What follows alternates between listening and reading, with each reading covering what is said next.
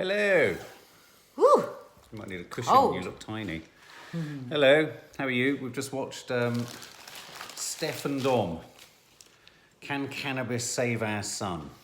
And The arguments for medical cannabis and whether it should be available. epilepsy. Yeah, you had the one of the people that they met, didn't you? I mean, obviously, Steph and Dom, for those who don't know, are two people who were made famous on Gogglebox, and they have a son who suffers from severe epilepsy and autism. Is that correct?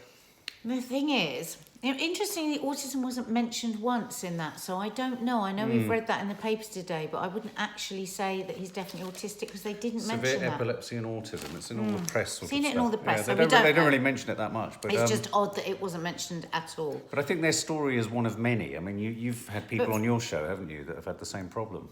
But first of all, I think the thing is, this was so interesting because Steph and Dom were huge stars of Gogglebox and known to be hilariously funny, very, very dry wit, and big boozers.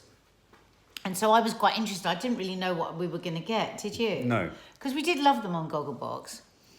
And right from the first couple of minutes, I just fell completely in love with them both. It was amazing, and wasn't it, Lucy? Beautiful family. Yeah. The most beautiful family.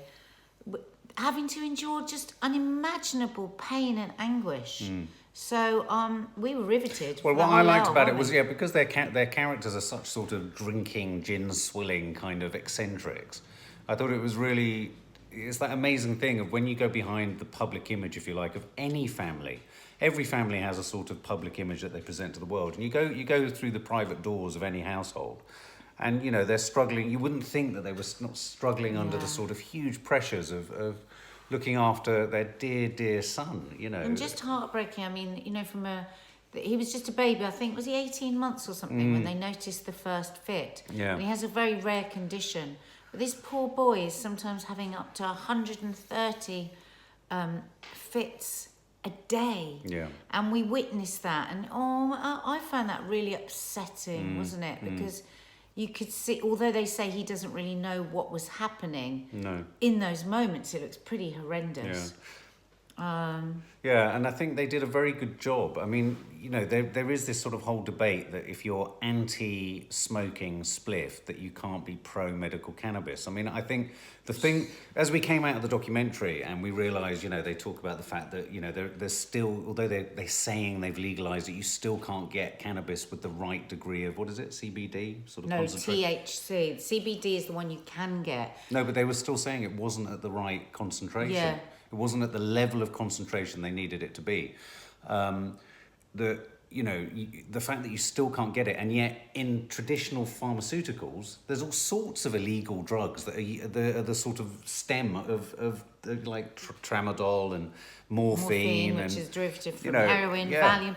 But seems what so strange. What was very painful to watch was, first of all, they're a very loving family. They have a beautiful inside and out daughter. She was remarkable. So at the beginning of the programme, you just fall was on for all Channel of them. 4, Lorraine. Yeah, and then you see them going through and investigating really the power of cannabis for their child's condition.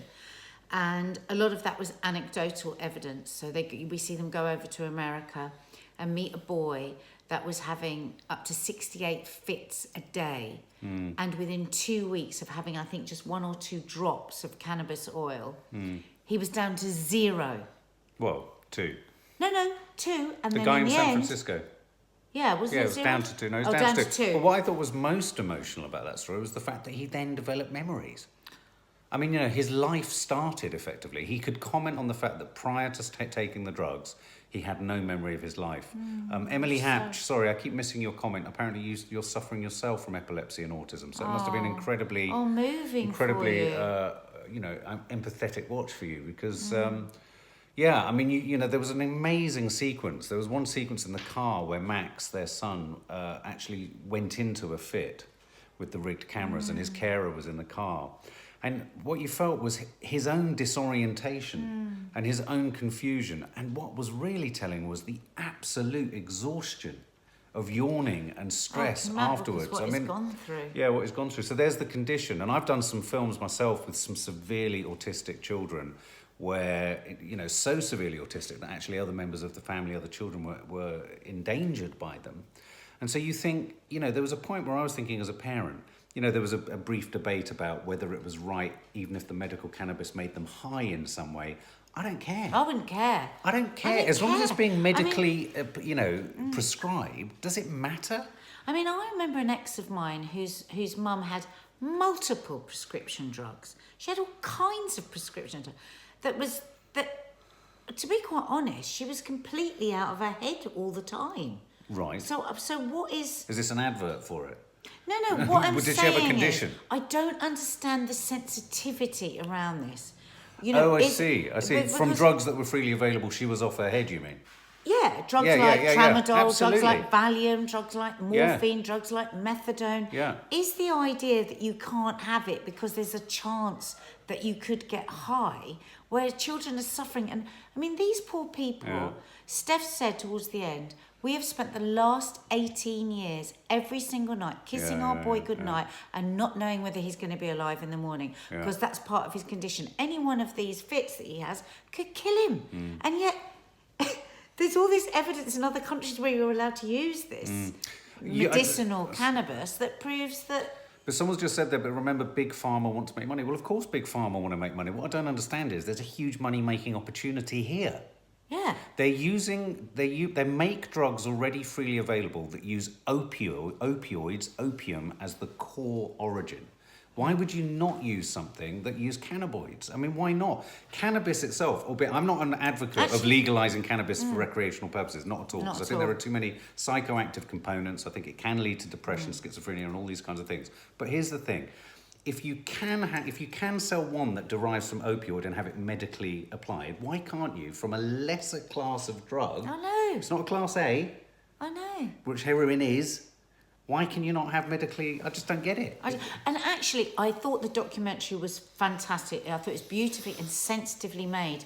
But as we're sitting here, there's a major flaw in it. What's that? Because actually, we didn't hear what the medical community have against it being used. Well, we didn't approach, it was very true actually, they didn't approach the pharmaceutical side of it at all. You only had their doctor talking about it. We should have really had that, shouldn't Well, we? they- would have yeah, had why we are not allowed to. Because But I you know get what, it they- that you have to be careful because we know that the psychoactive, and God, from our own personal experience of people that we know that have actually ended up in a mental institution with schizophrenia directly from having smoked spliff. So we are only too aware of the tragedy that can come out of spliff smoking. But what I don't understand is why are people, is that what's going on? Are people connecting? I think it's I think it's far simpler than that. I don't understand why there are drugs that are legally available to buy that people are all across America becoming addicted to, and then crossing over to Opiates, heroin, they're having the worst crossing time, over to opiate, desperate forms of it. They're legal, and this, which is a lower level, even illegal form of drug, isn't. It doesn't make any sense. We had Does it make sense when heroin is more harmful than weed, and Yeah. they don't stop opioids? And they don't stop I know, opioid. Yeah, I I mean, know. if you're going to be consistent, you would stop all forms of painkillers that use opioid as an origin source. That, you know, if you're going to be consistent. As Amy Ayres says, I don't understand why it can't be used for medicinal purposes. Yeah. Exactly. We're not saying, it seems to be, if we allow it for medicinal purposes, is this going to let some genie out of the bottle and everyone's going to be walking around buying spliff and getting stoned? No. Yeah. And again, going back to the THC, so you've got the CBD, which is the non-sort of, I guess, for want of a better expression, sort of hallucinogenic or kind of high element. And then you've got the THC that makes you have a psychoactive kind of high. Now, my point about that is I don't even have a concern about the THC side of it if, and it's a big if it's being medically prescribed and monitored. I mean, What is they the showed problem? a child. I didn't really understand how that child that was in their garden was getting it. No, I didn't either. But he Am I was right in just thinking having that- a couple of drops. And it was taking one drop, wasn't it? Yes, so look, tramadol is a terrible opiate-based Terrible drug. opiate-based Do you drug, know, illegal. my dad took it when he had his back operation, and after 36 hours, he said, I have to stop it because he could He could feel. feel. And my dad's not an addictive person No. at all. He could feel it. And all over the world, there Yeah. are all these rehab places set Yeah. up purely for tramadol because it's so addictive. And yet, your mum's got tramadol. No, it's not your mum. No, someone else's It's my friend's mum. mum that's Yeah, got yeah.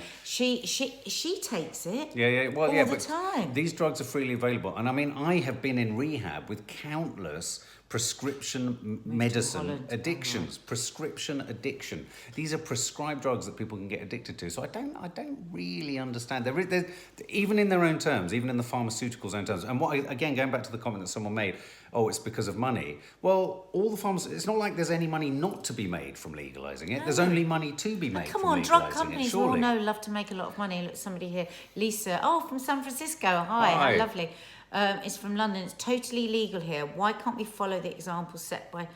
We don't know. And you know what? I bet all of us that watch this programme tonight, we just want to put our arms around that family and say, because the ending was so sad, so sad. If I'd been there, I think I would be just tearing my hair out. And I thought the key piece of information that I got from it actually was from Dom at the end, because I heard the same headlines that actually Theresa May seemed quite proactive on this. She seemed to be suggesting that she actually interfered and got involved in it herself, our Prime Minister. And she said that she was going to make medical cannabis available. And I think all of the kind of gestures have been made, but clearly it hasn't trickled down to the sort of front line of parents needing it. And I think Dom reminding us that actually it's not happening is kind of the most important message here. It's interesting because in Canada, I mean, I work on the stock market at times. There are two major stocks in Canada, if anyone wants to buy into them. Aurora Cannabis and Canopy. Don't advise people because people might... Aurora and Canopy. But interestingly, I'm only saying this, their share prices are rocketing because we as a country, and this is an interesting fact, we are one of the biggest producers of medical cannabis. Are we? One of the biggest in the world. We Wow. export it around the world, but we can't use it ourselves. God, I didn't know that. Yeah, Well, we grow it. here. We manufacture and grow it both here and abroad. British-based companies manufacture and grow it here and abroad, but we have to sell it to foreign countries because we can't sell it to ourselves. So, Helen. Oh, Helen. Oh, sorry, let me just go back. Sorry. My son here, yeah. My son has epilepsy. My son Just has had a epilepsy, seizure. just Oh, had a Helen. seizure tonight, fell in his bedroom, banged his head. Oh my it's God, horrific Helen. watching your child going through a seizure. I bet we just saw a little part of it tonight in this programme because Yeah. we saw him Max go through 2 seizures. And it's unimaginable what you must go through as parents and to know that there is something that could stop it and you're not allowed to have it. Lorraine- Seems cruel beyond words. But Lorraine Murray, I get you. I know a lot of people are saying it's all to do with money, but I don't understand. There's an inversion here. No one stands to lose any money. Maybe they're saying it's the drug companies because of all the drugs they're selling for epilepsy. Oh, they I don't want to see. lose the money on the drugs. You saw just that table adjust of drugs. your research, adjust your development and research department to cannabis-based Yeah. products.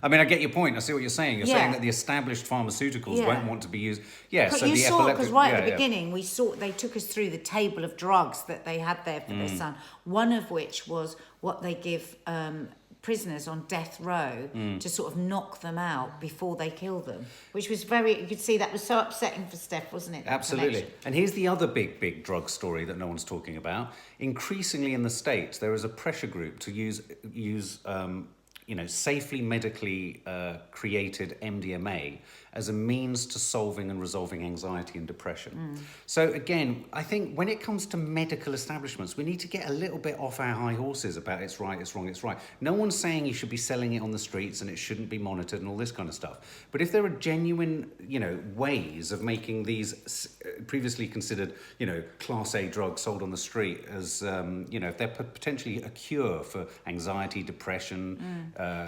post-traumatic stress, Jordan Clark use them. here says medical cannabis is also great for some cancers, multiple Yeah. sclerosis, ALS, Parkinson's, the list go on, and it just seems archaic that we're not allowed to use it. And a lot of people are saying now, it's that the drug companies have already got their drugs, they've invested in them, Yeah. they've got their production going, Yeah. and maybe they're holding back. Right. But final word out, it has to be said, I thought Steph and Dom, you were lovely. I thought your son Max, I loved his passion for sport. Check out the documentary. Yeah, his check out the passion for sport. He documentary. came alive, didn't he? You could see that there was that. And there were so many beautiful Oh. moments from Steph when she said, our boy is just, he's so special. He has such a pure innocence, joy about him.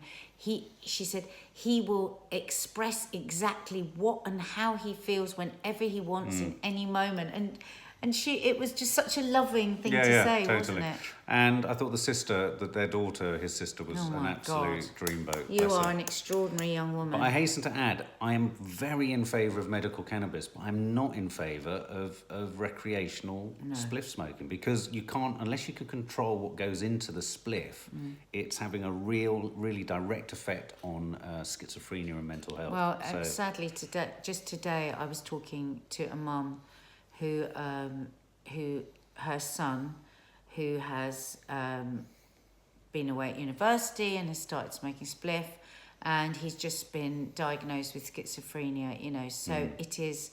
I mean, kids of today all think it's totally fine, but the evidence is no. And actually, as another nurse was talking this afternoon, she was saying, mental institutions are filled with people that are using it recreationally. And so- recent studies by Dr. David Nutt and all those sorts of people show that the reason there's a prevalence of depression in my generation is because we're the ecstasy generation. And it's the, And so it's the it's knock-on the effect. depletion of the adrenal. Is it adrenal? Or whatever the thing is. What is it, the thing that it gives you lots of? Oh my God, what is it? I've forgotten what the bloody word Not is. adrenal. No, it's the other one that makes you... Come on, someone remind us. Who knows what? What's that thing that MDMA works on? Oh my God, that's so annoying. Anyway, it was a very, very, very important documentary. Serotonin. Serotonin. Thank you, Thank Lil you. CC. Yeah, serotonin. Yeah, well, thanks for joining us. I hope, well, I don't know what I hope. I just hope that they will come to their bloody senses. Yeah. I mean, particularly we were looking at Steph and Dom, but of course there are thousands of children and parents in a similar situation. So our heart goes out to all of you. What's that? Government, not just big pharmaceuticals, make too much money. From illegal Illegal drugs.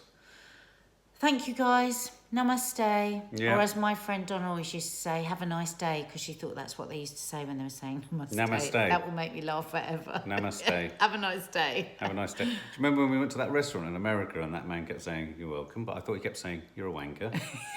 You're a wanker. Night, everybody. Please subscribe to the channel and our Instagram accounts, NADIA Sawalha Family and the Popcorn Junkies Movie Club.